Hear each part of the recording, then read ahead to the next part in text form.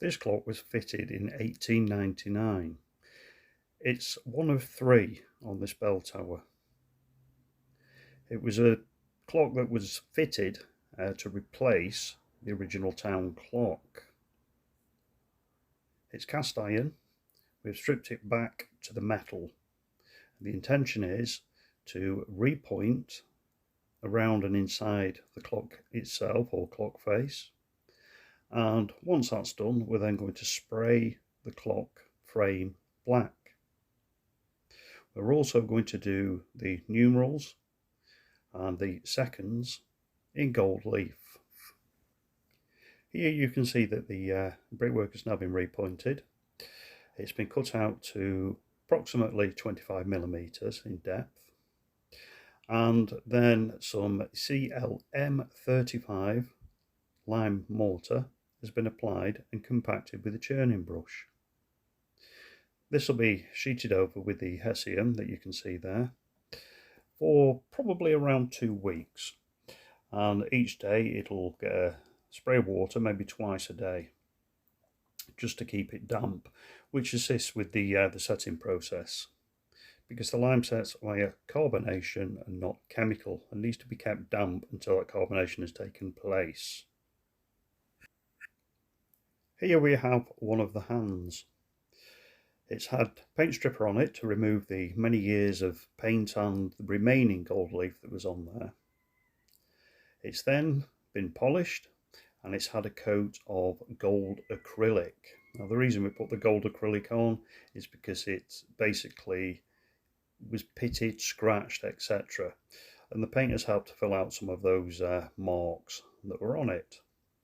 I am now applying an adhesive to stick on gold leaf. Apply this thinly.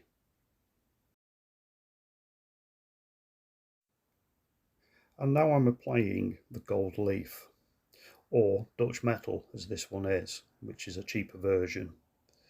It's probably a combination of metals, I'm not quite sure. It'll only stick to where you have applied the adhesive. So if you overlap it, the bits that you have overlapped, it will come off and leave a clean joint. Use a very, very soft brush to brush it over. Slow process, you have to be very gentle with it. I'm far from perfect doing this, but it's got to be better than gold paint.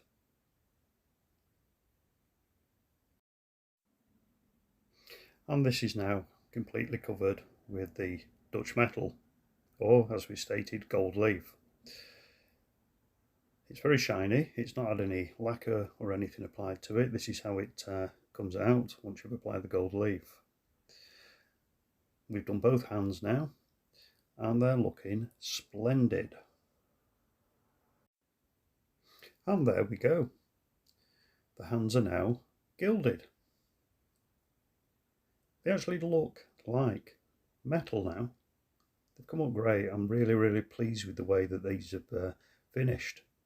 We've got another set to do, which I'll do in another video to give you more of an idea from stage 1 to the completed job. I'm going to spray these with a cellulose lacquer. I'm going to give them a week just to actually set in good and hard, and then give it a lacquer to protect them from the elements when they go back onto the clock itself. So how do you strip a clock of its paint? Well, I used a needle gun, but you can actually use a paint stripper. I did the hands with a paint stripper known as Peel Away, an excellent product, highly recommended for this kind of work. Now here's a shot of the clock before we actually started doing any work on it. And there's the workings for the clock.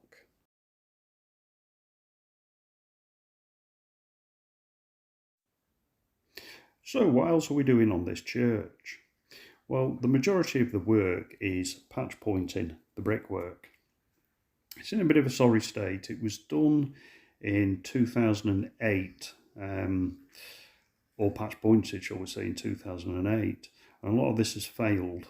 So we're basically cutting it out deeper than it was and replacing with some CLM 35, which is a lime putty based pre-mixed mortar. It comes in bags. It's ready to use. You don't add water. You might need to just give it a bit of a mix through because it does tend to kind of settle. So you might have wet stuff at the top and dry stuff at the bottom of the bag. But that's easily done by putting it into a tub and using an electric mixer. And I don't mean a concrete mixer. I use a whisk, a big heavy duty whisk, which makes it nice and creamy. Like I say, you don't add water to it. So we've probably got about 60 square meters of this pointing to do. And the job is coming on nicely, as you will see shortly. This is St Anne. She's on the church and we have to give her a clean. This will do with a chemical, basically a soft gentle clean.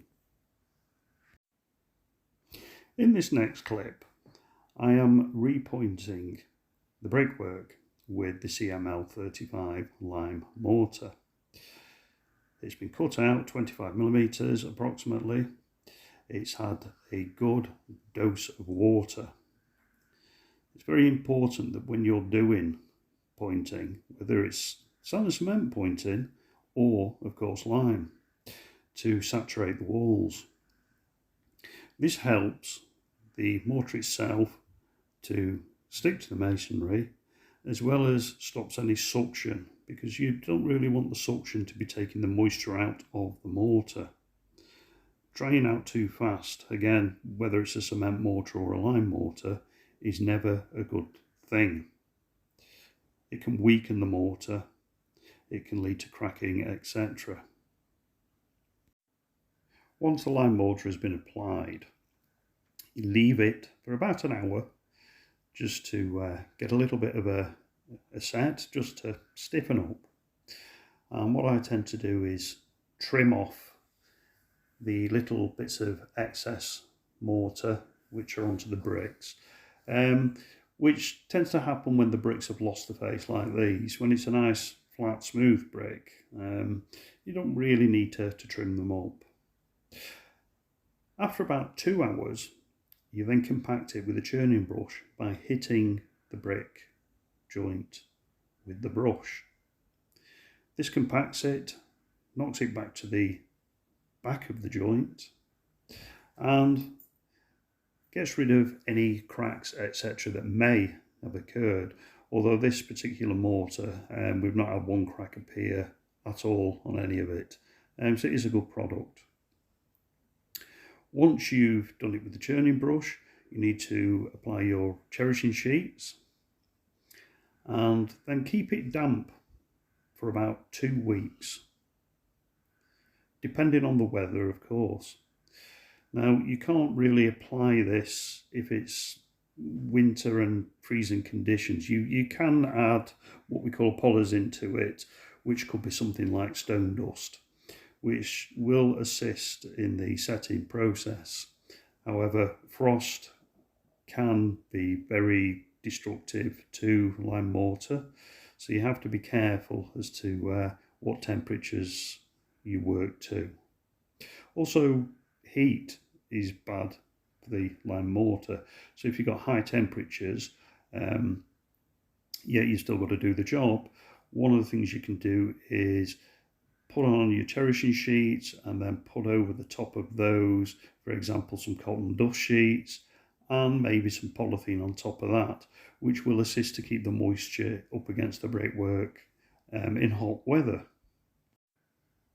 Another handy tip is if you do get some mortar onto the bricks, you can get it off quite easily with a stiffish brush and some white vinegar and just scrub it gently. The white vinegar will eat away at the lime, and once you've done that, then give it a bit of a wash down with some clean water. Obviously don't do this until it's dried, because you'll end up washing the stuff out of the brickwork. And here we have a buttress, which is one of 4 that are on the bell tower. Now you can see that the mortar is cut in nice and deep there. And also the bricks are quite eroded. They've all lost their face over time. This is partly to do with the fact that it had been repointed, possibly in the 1970s, with an extremely hard cement mortar, which we've removed some of it, but a lot of it had removed itself naturally over time. So what we've got to do with this is, again, we've got to apply the CML 35 lime mortar, and we've also got a couple of bricks that we've got to replace, purely because they've eroded a lot more than the others, and there's not a lot left of them. So we'll whip them out and replace them with new. In this next clip, we're starting to replace 2 bricks. Now these are 80mm clay common. The bricks themselves were produced locally. However, the brick quarry, croft, works, whichever you prefer, has long since gone. You can't get hold of these bricks anymore. They're quite a unique brick to the area. So what I've done, I managed to get hold of some new bricks, which are an 80mm clay common. Now the colour isn't a good match, unfortunately, but what I will do is, once it's completed, I will use what we call a brick tint, which is like a special dye for bricks, and the tint will basically make it the same colour as the original bricks, the existing bricks. Now obviously the new brick has got a smooth face, and the Harrises on the brick itself are all nice and square. Well, that's fine, because we're replacing eroded bricks, and the rest of the bricks are eroded but not quite as bad. So it's quite acceptable to use a flat, straight, clean brick, or indeed, if you were doing stone, new stone. When you're working on these historic buildings, you wouldn't use an eroded brick to replace an eroded brick, basically. Right, so as you've seen, we've wet down the brickwork. This reduces the suction and helps stick the bricks together. It's good practice to do that. Always make sure that all the dust and debris is out of the area where you're going to lay the brick as well, because you don't really want dust, because again the mortar won't stick if there's dust on it. The water does help to remove any dust. Make sure that you've plenty of mortar in. You can always tap it back and push it down, etc., using your trowel and hammers and so forth. As you can see there, we're placing the brick in, and what we're going to have to do with that is, I think we're going to have to put some more mortar on it, because it was sitting slightly low, because you've got to keep it in line with the original brickwork. You don't want it too low, you don't want it too high, and you certainly don't want it either forward or set back. It's all part of trying to make it blend in. so to speak. Now, the mortar again is a lime mortar. You wouldn't use a cement mortar for doing this, purely because it's a grade 2 listed structure and it's a lime built building. So cement mortar is a no-no. You don't want to be using it. I have found some bricks on the church itself that have been replaced, not very well, which we've removed, and they've been done with an extremely rich cement mortar mix. Very hard to remove it because you're damaging the bricks that you didn't need to remove, so you're having to replace more bricks, purely because somebody has used a very strong cement mortar. In this shot you can now see the finished buttress and the two bricks that we've replaced. They've not been done with the brick tinters yet. I'll do all of the ones that we're replacing in one go. It just basically saves a lot of messing about doing it that way. Right, this will get covered now for a couple of weeks with the cherishing sheets, and we will keep moisture on it for those 2 weeks by spraying it with the hose each day. As you can see, there's quite an area done there. This has been one of the biggest sections to repoint on the job. Right, well, we're now on the west side of the tower. This is the buttress to the west side. There was a lot of erosion on this corner. So much so that the bricks, I'd say, probably lost 20 to 30% of their volume due to erosion. I don't think it's been so much spalling, it's just been general erosion with the extreme weather that you get. You know, it's just kind of like disintegrated over time. I mean, bear in mind these bricks were put here in 1890, so they've done quite well. So what we're going to do is we're going to replace the brickwork with the new 80mm clay commons. And again, the colour isn't a match. However, as you'll see later on, once they've had the brick tint on, they do blend in nicely. And this is the buttress before we removed the bricks. As you can see, there's severe erosion to some of these bricks. This is partly down to this absolutely rock hard cement-based mortar. Basically, rule of thumb is that your mortar should be softer than your bricks. Now this stuff is probably 30-40 times harder than the brick itself, and you can see that the bricks are eroding and the cement mortar is actually staying intact. It's not eroding at all. They may as well have just pumped in cast iron. It's that hard. So this is why we're removing the bricks and replacing them. And so we start the replacement of the bricks. Like I've mentioned, these bricks are colour-wise, they're just not a match at all. But don't worry about that. As we go, they will look good. So basically, same procedure as before. Make sure that there's no dust or debris on the bricks and give them a good saturation before you start laying the new bricks. It's always good practice. It does help stick everything together.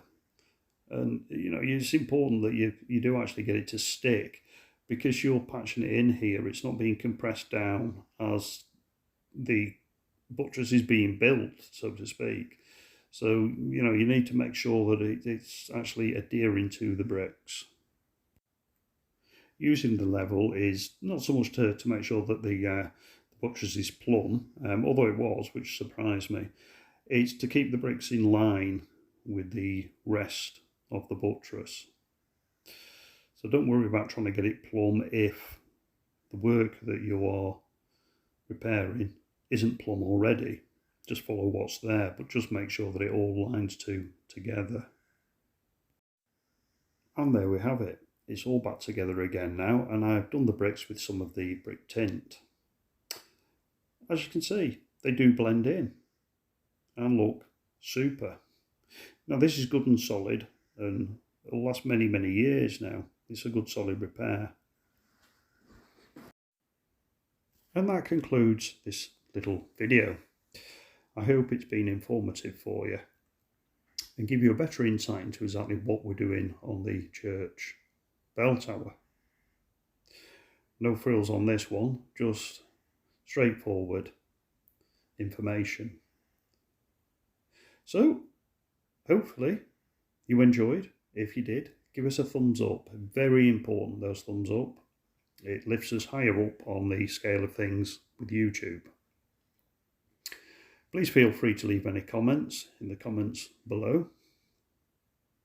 And if you subscribed recently and want to have, thank you very much. We do enjoy getting new subscribers. We also do enjoy getting your comments, so please keep them coming. We've got some quite encouraging ones. Well, we shall see you soon. Enjoy.